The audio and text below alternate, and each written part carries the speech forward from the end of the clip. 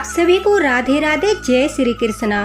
दोस्तों, आज की लीला कथा भोपाल से नीलम जी ने हमारे साथ शेयर की है और काफी समय से मैं भी आप लोगों के साथ ये बात शेयर करना चाहती थी, लेकिन ठाकुर जी की देखो ऐसी कृपा हुई, ऐसी लीला कथा हमारे सामने आई जिसके माध्यम से इतनी बड़ी जानकारी लड्डू गोपाल ने अपने भक्तों तक पहुंचाई।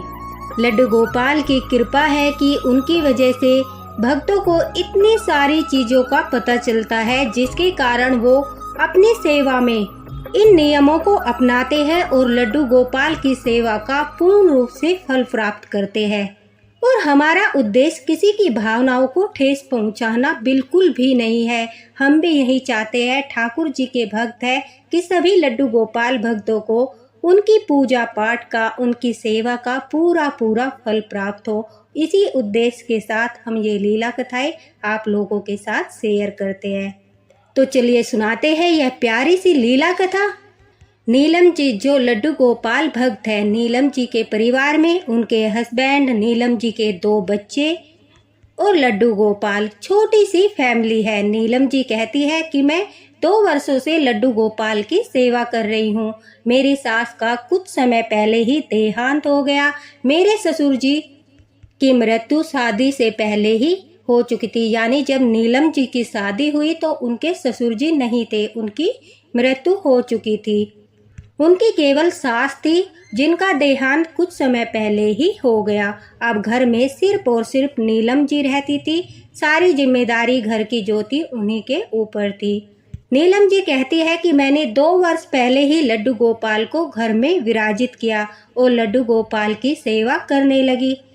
लड्डू गोपाल की सेवा से जुड़े जो नियम मुझे भी पता था, उसी नियम के अनुसार मैं लड्डू गोपाल की सेवा करती थी। लेकिन लड्डू गोपाल की अभी तक कोई अनुभूति नहीं हुई थी और न ही कुछ घर में ऐसा अच्छा हुआ था जिसके माध्यम से मुझे यह पता चलता कि ठाकुर जी की कृपा परिवार पर बनी हुई है, ठाकुर जी का आशीर्वाद हमारे परिवार पर बना हुआ है। साथ ही साथ नीलम जी बताती है कि मुझे इस बात में भी थोड़ी संशय थी कि लड्डू गोपाल जागृत हुए या नहीं। मुझे नहीं पता था कि अभी तक मेरे लड्डू गोपाल जागृत है या नहीं है, क्योंकि कोई अनुभूति ही नहीं हुई, कोई सौपन ही दिखाई नहीं दिया। तो मुझे हर वक्त यही लगा रहता था कि पता नहीं मेरे लड्डू गोपाल जो है वो जागृत है या नहीं। काफ़ी बार नीलम जी कहती है कि मैंने बहुत लोगों से पूछा भी जो लड्डू गोपाल की सेवा करते हैं, लड्डू गोपाल के भक्त हैं, कि हमें कैसे पता चलेगा हमारे लड्डू गोपाल जागृत है। तो सभी लड्डू गोपाल की लीलाओं के बारे में बताते थे, उनके अनुभूति के बारे में बताते थे जो उन्हें होती थी। अब नीलम जी कहती है मैं जब भी लड्डू गोपाल के पास बैठती थी तो उनसे यही शिकायत करती थी कि हे ठाकुर जी, हे मेरे लड्डू गोपाल, पिछले 2 वर्षों से मैं आपकी सेवा कर रही हूँ, लेकिन मुझे न तो आपने दर्शन दिए न ही कोई अनुभूति कराई। नीलम जी कहती है कि कभी कभी मुझे यह लगता था जब लोग बताते थे कि हमें अनुभूति हुई है, हमें कृष्णा जी के दर्शन हुए हैं, हमें सौपन में छोटा सा बच्चा दिखाई दिया है, तो नीलम जी कहती है कभी कभी मैं ऐसे ही बोल देती थी कि हाँ मुझे भी कभी कभी अनुभूति होती है, लेकिन सच तो यह था कि मुझे 2 वर्षों तक कोई अनुभूति नहीं हुई, लड्डू गोपाल के दर्शन नहीं हुए। तो मन ही मन मैं विचलित रहती थी। मुझे ऐसा लगता था कि मैं बड़ी ही अभागिन हूँ, पापी हूँ, इसलिए ठाकुर जी कृपा नहीं कर रहे, इसलिए ठाकुर जी जो है मुझे सौपन में भी दर्शन नहीं देते। यही सोच सोच कर नीलम जी कहती है कि मन टूट जाता था, अंदर से मैं परेशान हो जाती थी, मुझे अच्छा नहीं लगता था। लेकिन अब नीलम जी कहती है कि 2 वर्ष के बाद मेरे साथ एक ऐसी घटना घटी जिसे सुनकर आपको भी यही लगेगा कि मैं सचमुच कोई पापीन हूँ, अभागिन हूँ, जो पहली भक्त हूँ जिसके ऊपर लड्डू गोपाल की कृपा नहीं हुई, बल्कि मेरे साथ इतनी बड़ी दुर्घटना हो गई। और ठाकुर जी के घर में होते हुए इस तरह की घटना होना बड़ा ही दुखदाई था।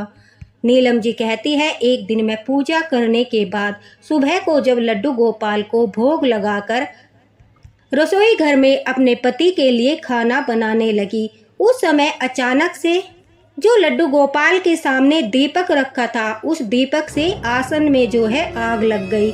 आग जल्दी ही मंदिर में लगे हुए पर्दों ने पकड़ ली। पूरे रूम में आग लग गई। अब नीलम जी कहती है कि धुआं देखकर अचानक से मैं और मेरे हस्बैंड बच्चों को एक तरफ बैठाकर मंदिर की तरफ दौड़े। रूम में जाकर देखा तो पूरे रूम में आग लगी हुई थी। अब नीलम जी कहती है कि मैंने हड़बड़ाहट में दौड़कर सबसे पहले आसन पर अपने हाथों से आग को बुझाने की कोशिश की और वहां से लड्डू गोपाल को उठाया।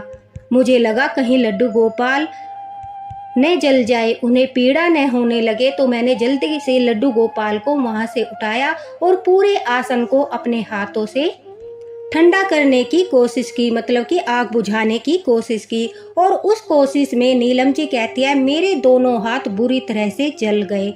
अब यह देखकर आसपास के लोगों ने भी मदद की। जैसे तैसे आग को बुझाया गया। उसके बाद नीलम जी कहती है मेरा मन पूरी तरह से टूट गया। मुझे लगा मैं सचमुच बड़ी पापिन हूँ, बड़ी अभागिन हूँ। उसके बावजूद मेरे पति भी यही कह रहे थे कि तुम लड्डू गोपाल की सेवा करती हो और कहती हो ठाकुर जी तो सब पर कृपा करते हैं, लेकिन वह तो तुम्हारे घर की भी रक्षा नहीं कर पाए, स्वयं अपने मंदिर की भी रक्षा नहीं कर पाए। देखो किस तरह से आग लग गई, तुम्हारे हाथ भी जल गए। तुम तो ठाकुर जी की भक्त हो, तुम्हें तो भगवान को बचाना चाहिए था कि मेरा भक्त है, इसे पीड़ा न पहुँचे, तुम्हारी रक्षा करनी चाहिए थी। ये सब कुछ नहीं होता, ये सिर्फ एक मूर्ति है और तुम बेफालतू में अपना टाइम जो है खराब करती हो।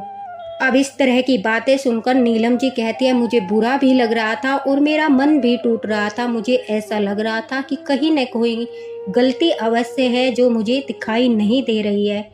अब इस हादसे के बाद कहती है कि हमारे घर मेरे हस्बैंड की जो है बुआ घर आती है। मैं उन्हें बुआ सास कहकर पुकारती थी। नीलम जी कहती है मेरी बुआ सास काफ़ी धार्मिक प्रवृत्ति की है। वो ज़्यादा फ़ोन पर बातें नहीं करती थी और न ही ज़्यादा कहीं आती जाती थी, लेकिन इस हादसे के बाद वह हमारे घर आई, मेरा हालचाल जानने के लिए आई। वो ठाकुर जी की भक्त है, उनके जाप करती है, धार्मिक पुस्तकें पढ़ती है, उन्हें काफ़ी जानकारी है। अब नीलम जी कहती है कि मैंने उन्हें बताया कि मैं पिछले 2 वर्षों से लड्डू गोपाल की सेवा कर रही हूँ।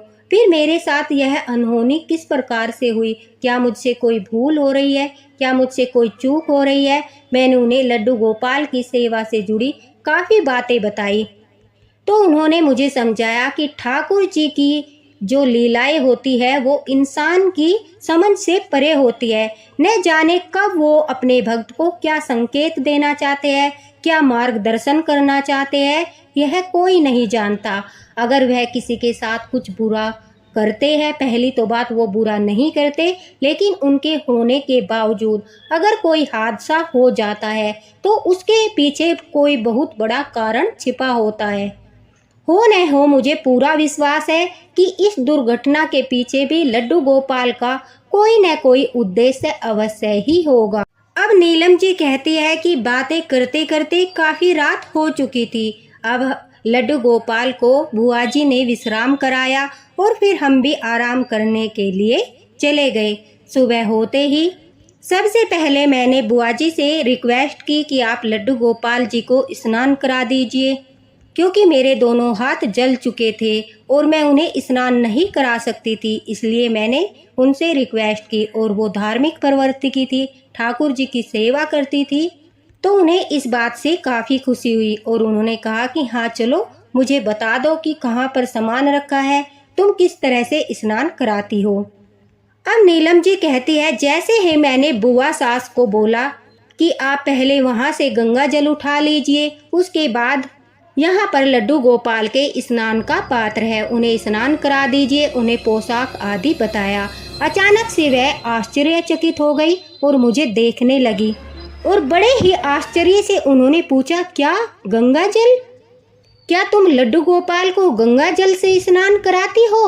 वह बड़ी ही आश्चर्यचकित हुई। नीलम जी कहती है मैंने उन्हें कहा कि हाँ बुआ जी, मैं तो हमेशा लड्डू गोपाल को जो है चरणामृत बनाकर उससे स्नान कराती हूँ, उसमें गंगा जल मिलाती हूँ, दूध मिलाती हूँ, दही मिलाती हूँ, तुलसी दल मिलाती हूँ और शहद डालती हूँ, उसी से मैं लड्डू गोपाल को स्नान कराती हूँ। और पिछले 2 वर्षों से हमेशा मैं इस प्रकार ही लड्डू गोपाल को स्नान करा रही हूँ।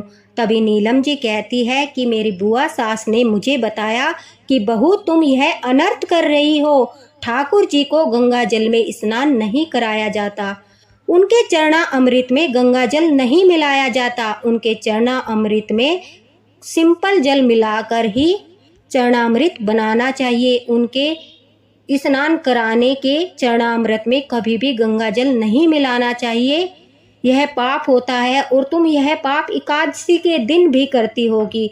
अब नीलम जी कहती है कि मैं तो हमेशा ऐसे ही स्नान कराती थी।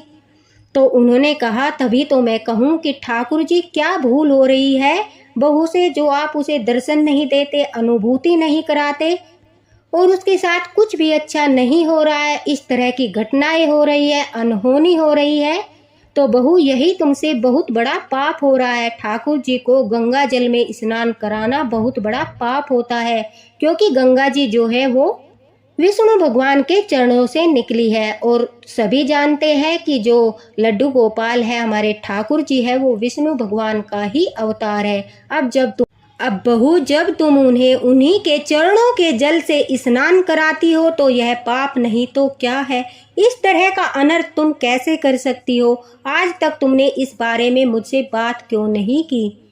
नीलम जी कहती है मैं काफ़ी घबरा गई थी। मैंने कहा कि बुआ सास आप ज़्यादा बातें नहीं करती और मुझे तो यही पता था कि चरणामृत में गंगा जल मिलाकर ठाकुर जी को स्नान कराया जाता है।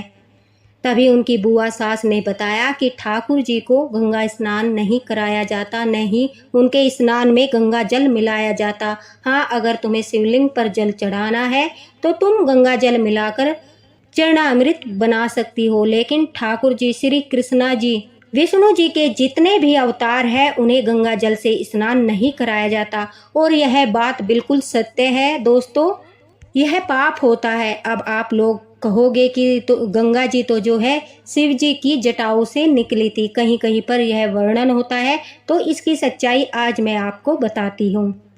जब वामन अवतार के समय भगवान विष्णु ने 3 कदम में तीनों लोक नापे थे, तो आकाश नापते समय उनका जो अंगूठा था वो अंतरिक्ष फाड़कर निकल गया था।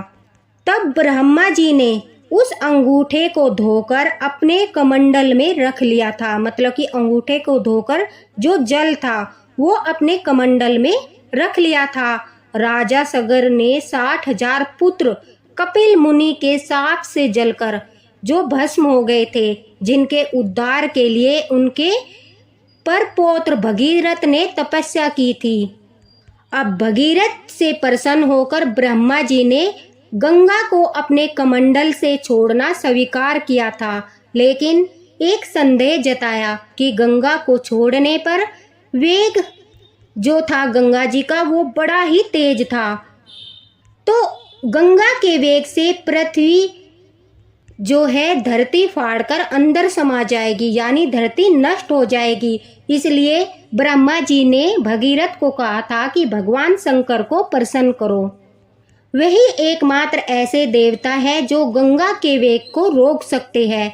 भगीरथ ने फिर शंकर भगवान की तपस्या की थी। भगीरथ की तपस्या से प्रसन्न होकर भगवान शिव ने जो है अपनी जटाओं को खोलकर गंगा के वेग को रोकने को तैयार किया था और फिर अपने जटाओं को बांध लिया था। उसके बाद शिव की जटाओं से जितना वेग धरती सहन कर सकती थी उतनी ही गंगा की धारा निकली थी। इस प्रकार से गंगा जी भगवान विष्णु जिन्होंने वामन अवतार लिया था के पैरों से ब्रह्मा जी के कमंडल से फिर भगवान विष्णु की जटाओं तक पहुंची। फिर भगवान शिव ने अपनी जटा की एक लट खोल दी थी, जिससे निकलकर गंगा जी भगीरथ के पीछे पीछे चलती हुई गंगा सागर तक पहुंची थी और समुद्र में विलीन हो गई थी।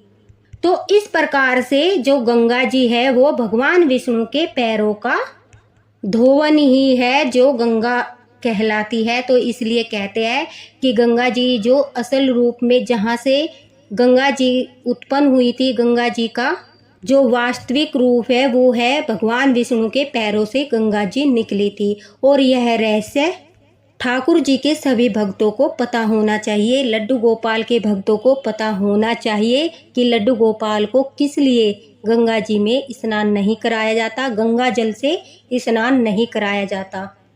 अब नीलम जी कहती है जब वास्तविकता उन्हें पता चली, उनकी बुआ सास ने सारी बातें उन्हें भी बताई और समझाया कि किस किस प्रकार से गंगा जी उत्पन्न हुई, तो उनकी सब समझ में आ गया। उन्होंने अपनी गलती के लिए, अपनी भूल के लिए लड्डू गोपाल से क्षमा याचना की। अब नीलम जी कहती है कि बुआ सास तो 1-2 दिन बाद सभी बातों को अच्छी तरह से समझाकर चली गई। धीरे धीरे उनके हाथ भी ठीक हो गए, लेकिन तब तक उन्होंने अपने पति को समझाया। बुआ सास ने जो बातें बताई थी वो सब बताई और उन्हें लड्डू गोपाल की सेवा करने के लिए प्रेरित किया। तो जब तक नीलम जी कहती है मेरे हाथ ठीक नहीं हुए, मेरे पति ने बिना कुछ कहे, बिना कुछ सवाल जवाब किए लड्डू गोपाल से माफ़ी मांगकर उनकी सेवा की। और बुआ जी के कहे अनुसार ही हमने चरणामृत बनाया और उससे लड्डू गोपाल को स्नान कराया। वैसे दोस्तों, जब हम रोज स्नान कराते हैं तो सिंपल जल से बस तुलसी पत्ता डालकर हम स्नान करा सकते हैं।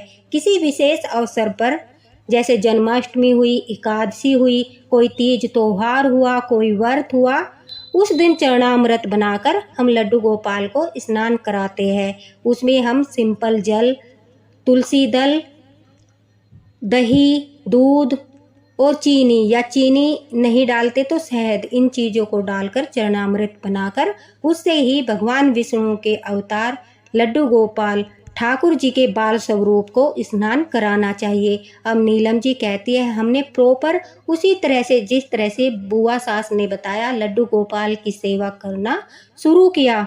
अब जब नीलम जी ठीक हो गई, उसके बाद उन्होंने लड्डू गोपाल से अपने इस पाप के लिए, अपने इस अनर्थ के लिए माफ़ी मांगी और लड्डू गोपाल से कहा, हे मेरे ठाकुर जी, हे मेरे लड्डू गोपाल, आपकी हर घटना के पीछे कोई न कोई उद्देश्य छिपा होता है।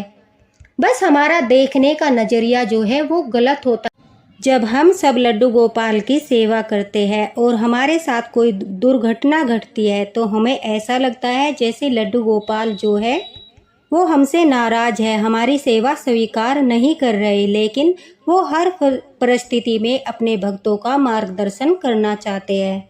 अगर उनसे कोई भूल होती है तो वह उन्हें किसी न किसी माध्यम से, किसी लीला के माध्यम से अवश्य ही ज्ञात कराते हैं कि उनसे क्या भूल हो रही है। अब नीलम जी कहती है कि जब मैंने बुआ सास के कहने पर लड्डू गोपाल की सेवा करना शुरू किया तो बहुत ही बड़ा चमत्कार हुआ। कुछ दिन के बाद ही मैंने लड्डू गोपाल के बड़े ही मनमोहक दर्शन किए। मुझे सपन में लड्डू गोपाल दिखाई दिए, उनकी अनुभूति होना शुरू हो गया। अब मुझे झूठ बोलने की आवश्यकता नहीं थी। अब सचमुच लड्डू गोपाल मुझे अनुभूति कराते थे और मैं भी लड्डू गोपाल भक्तों के साथ बैठकर उनकी लीलाओं का आनंद लेती थी। मैं भी उन्हें बताती थी कि हाँ, आज मेरे बाल गोपाल ने मुझे यह अनुभूति कराई, आज मेरे लड्डू गोपाल ने मुझे सपन में दर्शन दिए।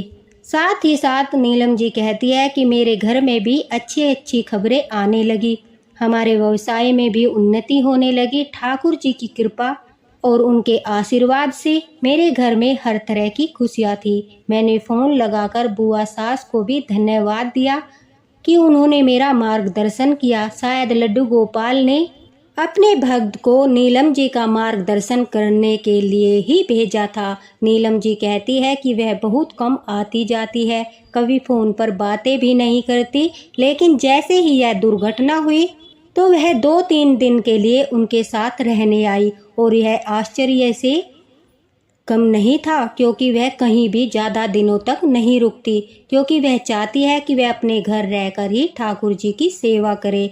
वह 2-3 दिन तक नीलम जी के साथ रुकी, उन्हें लड्डू गोपाल की सेवा से जुड़ी काफ़ी बातें बताई, जो भूल उनसे हुई थी उसके लिए उनका मार्गदर्शन किया, जिसके कारण नीलम जी को लड्डू गोपाल की सेवा का पूरा फल प्राप्त हुआ। तो दोस्तों, अगर आपसे भी यह भूल होती है, आपने भी जाने अनजाने में इस तरह से चरणामृत बनाकर लड्डू गोपाल को स्नान कराया है, तो आज से ही यह बदलाव कर दीजिए। फिर देखना लड्डू गोपाल की अपार कृपा दृष्टि आप पर भी होगी। उनकी सेवा का पूरा पूरा फल आपको भी प्राप्त होगा। एकादशी के दिन अगर आप गंगा जल से स्नान कराएंगे तो आपको फल मिलने की जगह उसका दोष लगेगा। तो यह छोटी छोटी सी बातें हैं जो अत्यंत आवश्यक है लड्डू गोपाल की सेवा में याद रखनी चाहिए। और पिछली वीडियो में हमने बताया था कि चरणामृत और पंचामृत दोनों अलग अलग चीज होती है। पंचामृत प्रसाद बनाते हैं उसको बोलते हैं। पंचामृत बनाने के लिए आप उसमें मखाना, नारियल, चिरौंजी, किशमिश, छुआरे के टुकड़े, दही, दूध और उसमें घी डालकर बना सकते हैं। तो देखिए यह ठाकुर जी की कृपा है, लड्डू गोपाल की ही कृपा है कि वह आए दिन आप लोगों तक कोई न कोई लीला कथा के माध्यम से बहुत बड़ी जानकारी पहुंचाते हैं, ताकि उनके भक्तों को उनकी सेवा का पूरा फल प्राप्त हो सके। जो लड्डू गोपाल भक्त है उन सभी तक यह वीडियो पहुंचे, तो इसलिए वीडियो को ज़्यादा से ज़्यादा शेयर करना। और जो लड्डू गोपाल भक्त है अक्सर उनका विश्वास डगमगा जाता है यह सोचकर जब अनहोनी होती है, कोई दुर्घटना होती है कि हम लड्डू गोपाल की सेवा करते हैं लेकिन हमारे साथ ऐसी दुर्घटना हो गई। क्या लड्डू गोपाल नाराज है? क्या लड्डू गोपाल की सेवा से कोई फल नहीं मिलता? तो उन सब के लिए एक बहुत बड़ा संदेश है कि हर घटना के पीछे लड्डू गोपाल का कोई न कोई उद्देश्य अवश्य ही होता है, जिसके द्वारा वह आपका मार्गदर्शन करते हैं। अगर आपके जीवन में भक्ति करते करते दुख आता है तो कुछ समय के बाद आपके जीवन में बहुत बड़ी खुशी आने वाली है, क्योंकि ठाकुर जी ने आपके जीवन से कष्टों को मिटा दिया है। अब जो अनहोनी होनी थी वो हो चुकी है। आने वाले समय में ठाकुर जी की कृपा से आपके ऊपर उनकी दृष्टि रहेगी, आपके साथ अच्छा ही अच्छा होगा। ठाकुर जी की विशेष कृपा सभी भक्तों पर रहती है। अगर आपके जीवन में कोई संकट आता है, कोई अनहोनी होती है, तो ठाकुर जी उस समय भी आपके साथ होते हैं। लेकिन आप दुख में इतने दुखी हो जाते हैं, आपको इस बात की अनुभूति नहीं होती, आपको एहसास नहीं होता, आपको पता नहीं चलता।